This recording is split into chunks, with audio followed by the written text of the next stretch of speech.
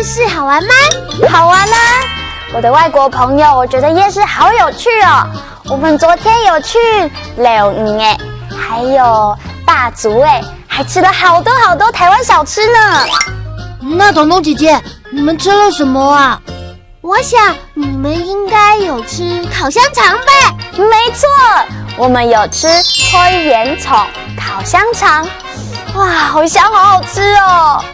哦，你不会还吃了猪血糕吧？当然啦，去到夜市一定要吃猪凤糕、猪血糕。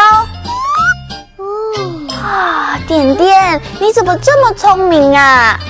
哎呦，不是我聪明啦，我是也很想吃，还有臭豆腐、豆花、摇摇冰。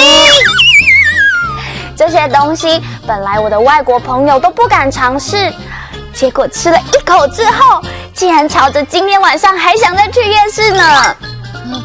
彤彤姐姐，你讲的我口水都快流出来了啦。那我们今天可以一起去吗？对啊，彤彤姐姐，我们可以早点去，早点回来，就不会太晚睡觉了。好啊，那今天我们就一起去欧亚斯哎，耶！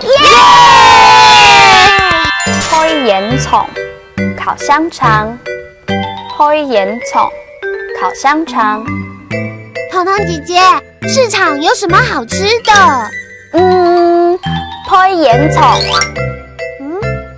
那夜市有什么好吃的呢？我想一想哦，还是推盐葱。烤香肠真的那么好吃吗？那当然啦，好吃极了。